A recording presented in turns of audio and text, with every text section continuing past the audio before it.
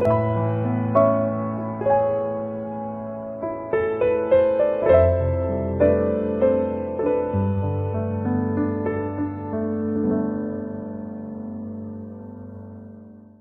말이 그걸 보고 대사라고 얘기를 하죠.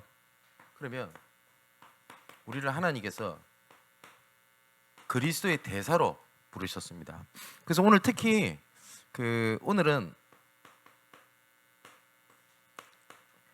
태영아를 두고 조금 말씀을 좀 나누려고 하는데요.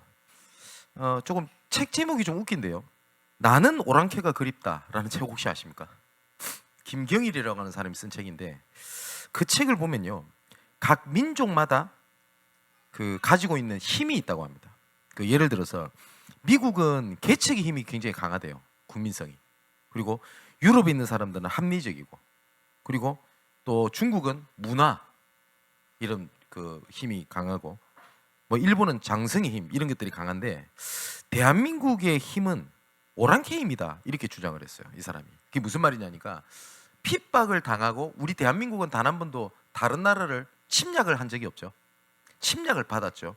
거기서 오는 끈기, 꾸준함이 대한민국이 가지고 있는 장점이래요.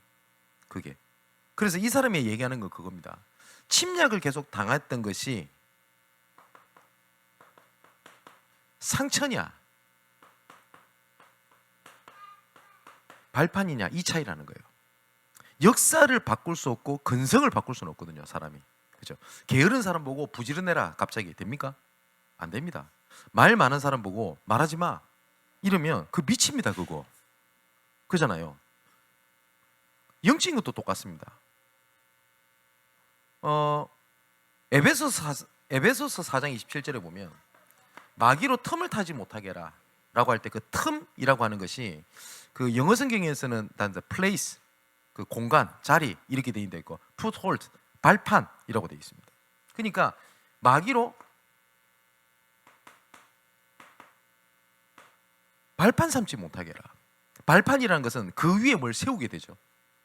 또 시편 110편 1절에 보니까 여호와께서 내 주에게 말씀하시기를 내가 네 원수들로 네 발판이 되게 하기까지 너는 내 오른쪽에 앉아 있으라 하셨도다. 그러니까 여기도 똑같은 발판인데 의미가 다르죠. 사단이 속일 수 있는 발판을 하나님의 응답의 때로 만드는 발판이 되기까지 할 때까지 보좌의 오른편에 앉아 있으라 라고 말씀을 하셨습니다. 어떤 사람에게는 지나왔던 과거가 발판이 되는 사람이 있고요, 하나님의 응답의 발판이 되는 사람이 있고, 어떤 사람에게는 그것이 무너지는 발판이 되는 경우가 있습니다. 그죠? 아마 여러분 아시지 않습니까? 우리 청소년 지도사에 있는 우리 현덕이 부부, 가정 형편이 안 좋은 청소년이 그 가정 형편 때문에 애가 인생이 무너지는 케이스도 있지만요, 가정 형편이 어렵다는 것을 발판된 애들은 그게 오히려 성공의 발판이 되는 애들이 있습니다. 그렇기 때문에 지나갔던 가정 형편이 무조건 안 좋다 할 수 없어요. 그죠? 근데 하나님께서는 분명히 말씀하셨습니다. 이 모든 것을 너희한테 준 거야. 그 말은 뭐죠? 사단이 속이는 발판이 아니라 하나님의 발판으로 주셨다 라고 말씀을 하셨거든요. 근데 이 비밀을 누구한테 넘겨줘야 되겠냐 할 때 우리 후대들에게 넘겨줘야 되는 겁니다. 여기 보면 결혼해서 자녀가 있는 부부도 있고 결혼을 앞두고 있는 부부가 있죠. 특히 결혼을 앞두고 혹은 아기를 가졌거나 하는 부부들이 있을 겁니다. 그러면 진짜 얼마나 신경 씁니까? 내 자녀만큼은 정말 올바르고 깨끗한 거 그런 걸 넘겨주고 싶지 않습니까? 그러다 보니까 뭐 태교 이런 거 할 때도 좋은 거, 이쁜 거 뭐 이런 것만 보여줘야 된다고는 말도 하고요. 그러다 보니까 이상하고 이런 걸 보여주면 안 된다 안 합니까? 그래서 어떤 사람이 농담으로 임신해가지고 축하한다 이랬더니 목사님 내 앞에 나타나지 말래. 왜 이랬더니 이쁜 것만 보여줘야 된대. 그래서 제가 그랬어요. 네 얼굴 생각하라고 농담했습니다만은 여러분 다들 자녀를 그렇게 키우거든요. 근데 왜 후대 문제가 끊어지지 않습니까? 그죠? 얼마만큼 이것이 중요하냐니까 누가복음 23장 28절에 예수님께서 십자가에 못 박혀서 죽으시러 그 십자가를 지고 가실 때 예수님께서 하신 말씀입니다. 예수께서 돌이켜 그들을 향하여 이르시되 예루살렘의 딸들아 나를 위하여 울지 말고 너희와 너희 자녀를 위해서 울어라. 예수님께서는 십자가 못 박힌 그 순간에도 후대에 대한 말씀을 하셨습니다. 뿐만 아니라 부활하시고 난 다음에 요한복음 21장 15절 18절에도 내 어린 양을 먹이라, 내 어린 양을 치라 라고 말씀을 하셨고요. 이제는 광야길을 지나 이제 가나안 땅 들어가기 직전입니다. 직전에 신명기는 모세의 마지막 설교죠. 그 설교에서 중요한 내용 중에 6장 4절에서 9절의 말씀을 보니까 이스라엘아 들으라 너는 마음을 다하고 뜻을 다하고 힘을 다하여 내 하나님 여호와를 사랑하라. 오늘 내가 명하는 이 말씀을 너는 마음에 새기고, 가장 첫 번째 뭐예요? 너는 마음에 새기고, 두 번째 뭐라고 했냐? 네 자녀에게 부지런히 가르쳐라. 자녀에게. 왜 그러냐니까 시대마다 언약이, 복음운동이 한 세대를 넘어서 전달된 적이 거의 없어요. 거의. 여러분 아브라함, 이삭, 야곱, 요셉으로 이어지는 언약의 그 힘이 있지 않습니까? 그래서 하나님께서 계속 말씀하십니다. 나는 네 아브라함의 하나님, 이삭의 하나님, 야곱의 하나님이 너에게도, 그 흐름을 얘기하거든요. 그런데 요셉 이후에 창세기에서 출애굽기 사이는 우리는 그냥 싹 넘어가지만 그 기간이 430년이라는 기간이 있습니다. 근데 창세기 1장에 보면 요셉을 알지 못하는 왕이 섰음에 라고 되어 있습니다. 그 말은 뭐죠? 언약의 대열이 끊긴 겁니다. 그 대가가 노예였습니다. 시대마다 그랬어요. 그래서 하나님께서는 계속 뭘 말씀하시냐면 후대에게 언약 전달을 얘기를 하십니다. 또 말씀을 보면 시편 78편 4절에서 8절에 보니까 이런 말씀이 또 있죠. 우리가 이를 그들의 자손에게 숨기지 아니하고 여호와의 영예와 그의 능력과 그가 행하신 기한 사적을 후대에게 전하리로다. 여호와께서 증거를 야곱에게 세우셨으며 법도를 이스라엘에게 정하시고 우리 조상들에게 명령하사 그들의 자손에게 알리려 하셨으니 이는 그들로 후대 곧 태어날 자손에게 이를 알게 하고 그들은 일어나 그들의 자손에게 일러서 그들로 그들의 소망을 하나님께 두며 아버지께서 행하신 일을 잊지 아니하고 오직 그의 계명을 지켜서 그들의 조상들 곧 완고하고 패역하여 그들의 마음이 정직하지 못하며 그 심령이 하나님께 충성되하지 못하는 세대와 같이 아니하게 하려 하심이로다. 성경에 보면 계속 이런 얘기가 나옵니다. 후대에게 알려라, 기념비를 새겨라 라는 말씀입니다. 자, 또 이사야 54장에 보면 13절 14절에도 이렇게 말씀하고 계십니다. 내 모든 자녀는 여호와의 교훈을 받을 것이니 내 자녀에게는 큰 평안이 있을 것이며 너는 공의로 설 것이며 학대가 내게서 멀어질 것인즉 내가 두려워하지 아니할 것이며 공포도 내게 관리하지 못할 것이라.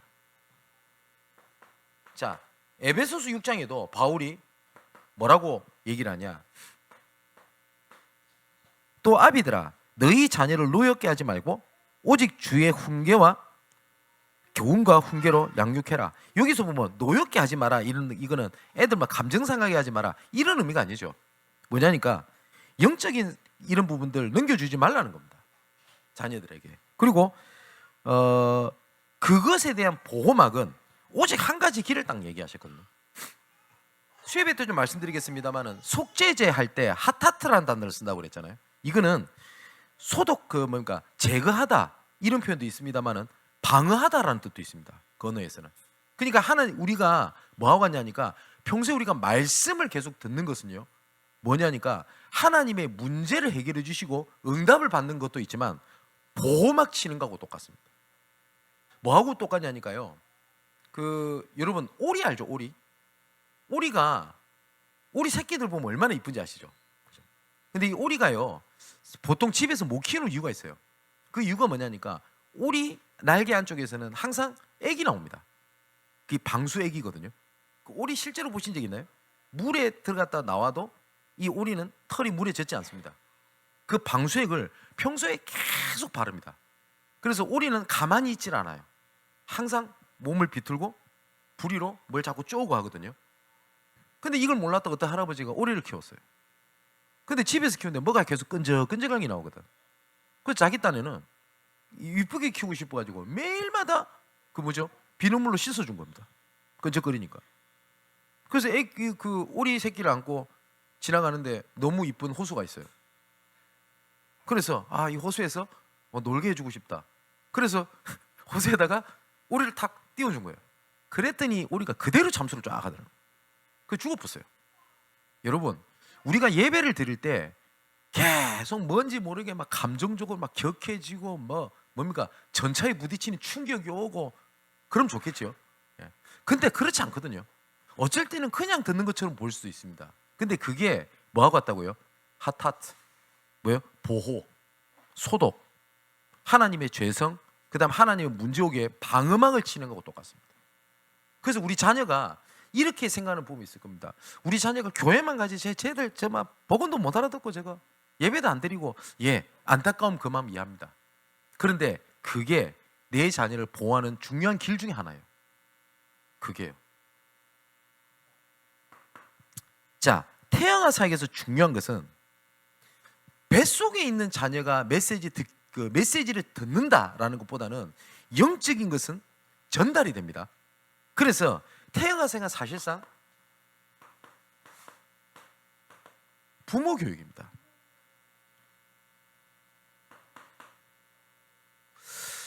근데 부모 교육이라고 할 때 거의 지금 태양아 사역에 지금 돼 있는 그 부모들은 거의 20대 중후반, 30대 초중반 이럴 때거든요. 그러면 나이적으로 봤을 때도요, 굉장히 중요한 때입니다. 젊은 때고요.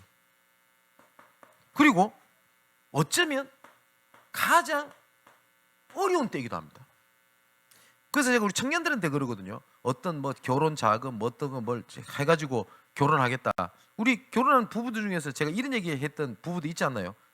그거 준비해서 결혼할 수 있는 부부가 우리나라에 10% 될 것 같아요? 안 돼요. 안 돼요. 어떤 여자들 보통 보면은 차 있고 있고 또 집도 준비돼 있고 20대 후반 30대 초반에 그렇게 준비할 수 있는 청년들 없어요. 근데 워낙 이상하게 문화가 만들어 가지고 그렇다고 제가 남자 대변을 하는 게 아니고요. 근데 그럴 수 있는 소수라니까요. 그죠? 근데 그때는 자리도 아직 잡지도 어렵고, 그죠? 그러다 보니까 아기를 낳았는데 솔직히 자녀를 키울 때 돈 엄청 들거든요. 그죠? 어려울 때예요. 그런데 가장 어렵다는 말을 반대로 말하면 가장 기회의 때이기도 합니다. 근데 여기서 중요한 게 뭐냐니까 가장 중요하고 어렵고 기회의 때인데 이때가 거의 대부분 놓치기 쉬울 때가 뭐냐니까 말씀을 놓치기 가장 쉬울 때예요. 왜냐니까요, 어린 자녀를 갖고 있는 부모들이 교회 오면요, 내 자녀 챙기는데 말씀을 사실상 집중하기 어려워요. 그죠? 그래서 제가 드린 얘기입니다. 예배 때 와가지고 갑자기 있다가 애가 막 감 질러요. 그죠? 근데 우리 하원이만은 저만한 애가 가만히 앉아서 주야 하고 예배를 드리고 있어요. 그거 극히 비정상입니다. 당연한 거예요. 근데 부모된 입장에서 예배 때 조금 소리 내고 이러면 굉장히 당황스럽습니다. 미안하고. 그럼 부모들이 보통 보면 애 오르고 이러는데 순간 말씀을 다 놓쳐버려요. 그죠? 그래서 그런 일이 있어도 상관없다. 그래서 어린 애들이 떠들어도 문제가 되지 않는 예배 문화를 만드는 것이 맞다라고 한 얘기가 그것 때문에 그렇습니다. 아닌 말로 저런 애들이 아무리 땡깡을 질러도요, 마이크 잡고 얘기하는 제 소리가 더 크지. 괜찮아요. 그리고 그러다 보니까 저는 개인적으로 유아실에 따로 저 교육관에다 하는 것에 대해서 그렇게 좀 좋아하진 않습니다. 그리고 한번 그 유아실에 있는 교회들 한번 가보신 적 없습니까? 그 안에서 모니터 들고 사실상 예배 드리니까 거의 어렵습니다. 그래서 좀 떠들어도 되니 앉아 있으라고 얘기를 하는 거예요. 처음에 여기 이전하고 난 다음에 요 거울 뒤쪽에다가 유아실을 만드냐 마냐라는 말이 중지가 사회들이 있었어요. 근데 저는 그때 사실상 하지 마라 이렇게 하면 꼭 목사 명령 같으니까 내 생각에는 솔직히 필요 없다라고 생각했던 이유가 그거거든요. 그렇다면 애 떠들어도 놔두자라는 말이 아닙니다. 조금 이 부분을 사역자들이 점검을 해주셔야 돼요. 그래서 한 가지 예를 들면 제가 부목사 때 일입니다. 1부 메시지, 2부 메시지가 같아요. 그러니까 1부 때는 교사들 모여서 예배를 드리고 2부 때는 전체 예배를 드렸어요. 그러니까 보통 렘넌트 사역자들이 1부 예배를 드리고 2부 예배 시간에 렘넌트 예배를 드렸어요. 그래서 같아요. 그러니까 그럼 어떻게 좀 되냐? 1부 때 예배를 드릴 수 있는 사람은 드리고 2부 때 태영아부 애를 관리해 주라는 거예요. 그 시간에. 그래서 그 팀을 만들었어요. 일명 이름하야 애들 돌보미 팀. 네. 그 팀에 있었던 사람이 있습니다. 우리 교회에. 그래가지고 이분들 옷 차려입고 어떻게 하냐? 1부 때 예배 드린 사람은 2부 때 오는 사람 챙겨주고. 근데 어린아이를 데리고 있는 사람 중에 자녀를 둔 그 부부가 있어요. 그런 사람은 사역자일 수도 있거든요. 그러면 그런 사람들이 일부를 예배를 드리고 드릴 수 있도록 내가 애를 봐주고 그 조금만 한두 시간만 챙겨주면 가장 중요한 때, 어려운 때, 기회일 때를 도와줄 수 있는 좋은 발판이 될 수 있어요. 그래서 태영아 사역에서 좀 지금 당장 이렇게 만들어라 라기보다는 조금 신경 써야 될 부분 중에 한 부분입니다. 두 번째는 태영아 사역에서 조금 시급하게 생각할 교육들이 몇 가지가 있습니다. 뭐냐니까 우선은 부부니까요.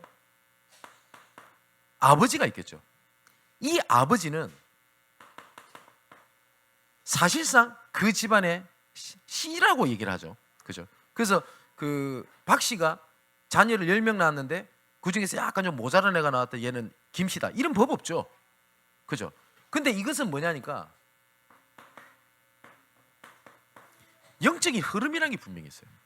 이게 눈에 보이지 않는데 그게 굉장히 영향을 갑니다. 그리고 보통 부모님들이 이거를 알고 있어도 간과를 하거나 아니면 거의 모르고 있어요. 그러다 보니 특히 영적으로 문제 있는 것들은 그 자녀들에게 영향이 가는 겁니다. 그 죄가 전가가 된다라는 개념보다는 그 영적 흐름이 전달이 됐다 때문에. 그죠? 그래서 가정폭력에서 자라났던 자녀가 야, 내 결혼하면 내 애도 때려야 되겠다 이렇게 생각하는 부모 아무도 없습니다. 제정신이 아닌 이상은. 그죠? 그런데 똑같이 가정 폭력의 가해자가 돼 있는 경우들이 되게 많습니다. 그죠? 부모님이 이혼을 했단 말이에요. 근데 부모님 이혼하는 걸 보면서 야, 우리 부모님 멋지구나. 나도 진짜 결혼 대충 하고 가정 깨버려야 되겠다. 이런 자녀 없어요. 그런데 희한하게 그 전체를 밟아요. 한번 보시라니까요. 그죠? 그 배경들을 알고 내가 언약 잡아야 될 이유가 좀 아버지들 사이에서 넓어야 되고요. 왜냐? 이게 중요합니다. 그리고 어머니는 그 씨가 올바르게 자라날 수 있도록 하는 밭입니다. 밭. 아무리 그래도 자녀가 태어나고 자라오는 가정에서 가장 영향을 받을 수 있는 사람은 아버지가 아니라 어머니입니다. 이 두 사람이 소통이 안 되면 어떻게 되겠습니까? 근데 성경에 디모데후서 3장 하반부에 보니까 하나님의 말씀은 하나님의 사람으로 온전케 하는 하나님의 능력이라고 얘기하거든요. 그래서 오전에 말씀드렸던 대로 성경에는 후대를 어떻게 키워야 되겠다는 성경적 원리가 성경에 기록되어 있습니다. 성경 원리가. 그거를 소통하고 포럼하고 이런 것들이 좀 필요하겠죠. 세 번째, 시편 127편 3절에서 5절에 보니까 이렇게 말씀을 하셨습니다. 보라, 자식들은 여호와의 기업이요 태의 열매는 그의 상급이다. 젊은 자의 자식은 장사의 수중의 화살 같으니 이것이 그의 화살통에 가득한 자는 복되도다. 그들이 성문에서 그들의 원수와 담판할 때에 수치를 당하지 아니하리로다 라고 되어 있거든요. 꼭 기억하실 것은 하나님께서 자녀를 여러분 걸로 주신 게 아닙니다. 기업입니다. 기업. 그리고 그 자녀를 하나님이 일을 이루는 작품을 만드는 겁니다. 그리고 또 다른 후대들에게 유산을 넘기는 겁니다. 근데 많은 사람들이 자녀를 내 거라 생각을 해요. 그러다 보니 상처가 되는 겁니다. 그리고 내가 원하는 작품을 만들려고 그래요. 아무리 좋은 뜻이 나도 이것이 동기가 돼버리면 그게 굉장히 역효과가 납니다. 어떤 부모는 애를 무조건 서울 연고대를 보내야 돼요. 그 이유가 자기 상처라. 내가 못 갔어. 그래서 자녀를 통해서 뭘 얻으려고 하는 거죠? 대리만족을 느끼려고 하는 거죠. 그러면 물론 부모님이 자녀들 교육을 막 시키고 하는 게 나쁜 것은 아닙니다. 나쁜 건 아닌데 자녀들에게 그것이 좋은 쪽으로 영향이 가지 않는다고요. 무슨 말인지 이해되시죠? 어떤 작품을 남길 겁니까? 그리고 내 자녀에게 어떤 유산을 남길 겁니까? 그래서 분명히 성경에는 뭐라고 말씀하셨냐? 여호와의 기업이라고 말씀하셨어요. 너의 기업이라 안 하셨습니다. 여호와의 기업. 하나님께서 필요한 부분을 맡기신 겁니다. 그죠? 근데 많은 사람들이 생각하기는 내 아내, 내 남편, 내 자녀, 내 거라. 내 것이라는 것이 강하다 보니까 기준이 뭘로 잡혀야 돼요? 나라. 그죠? 그래서 제가 오전에 말씀 안 드렸습니까? 그거를 어떻게 계속 뭘로 연결을 시켜요? 복음이랑 딱 연결을 시켜요. 그래서 내 마음에 안 든다 그래야지. 복음인데 왜 그래? 이랍니다. 예, 복음이면 다 내 마음에 들어야 돼요? 그런 식으로 되는 겁니까? 아니잖아요. 그래서 태영아 사역에서 좀 이런 부분들이 조금 점검이 되고 보름이 좀 되어지고 헤어져야 됩니다. 자, 그럼 마지막 청년들이 좀 기억할 게 있어요. 예레미야 2장 1절에 보니까 1절 2절에 이렇게 말씀하셨습니다. 여호와의 말씀이 내게 임하니라 이르시되 가서 예루살렘의 귀에 외칠지니라 이렇게 말씀하셨습니다. 이게 뭐죠? 말씀을 얘기하는 거죠. 그러면서 두 번째 뭘 말씀하시냐니까 여호와께서 이와 같이 말씀하시기를 내가 너를 위하여 네 청년의 때입니다. 청년의 때의 인애와 내 신혼 때의 사랑을 내가 기억한다 라고 말씀하십니다. 하나님께서는 청년 때에 그 중심 그때를 하나님이 기억하신다고 되어 있어요. 아까 말씀드렸듯이 거의 태영아 사역은 청년들 사이에서 이제 막 벗어났거나 혹은 그 시기에 있는 사람들한테는 가장 필요한 거겠죠. 그러면 이때 내가 잡았던 후대에 대한 거라든지 그리고 하나님에 대한 계획이라든지 그거를 하나님은 반드시 기억하겠다고 말씀하셨어요. 그러면서 마지막에 뭐라고 말씀하셨냐? 곧 씨 뿌리지 못하는 땅 그 광야에서 나를 따랐음이니라. 청년의 때에 아까 말씀드렸죠. 가장 어려운 때라고요. 그때 내가 하나님 앞에 드렸던 그 믿음이 있죠.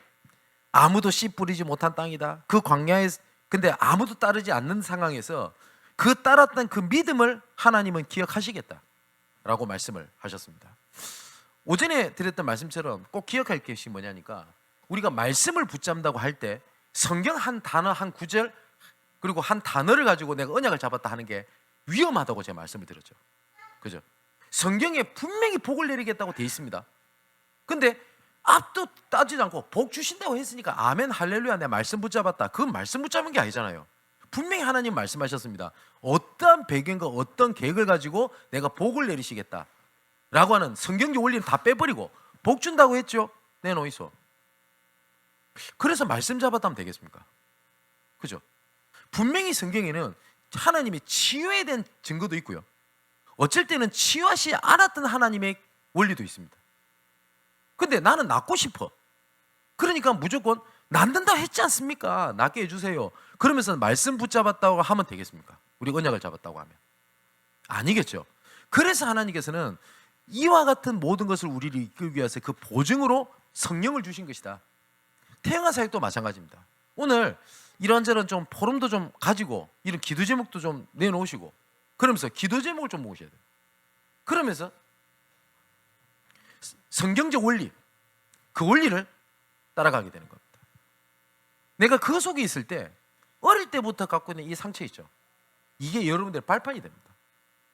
청소년기 때 내가 방황했던 그 일이 하나님의 계획 속에 있다 보니 그게 상처가 아니라 또 다른 청소년 시기 때 있는 렘넌트를 살릴 수 있는 발판이 돼요.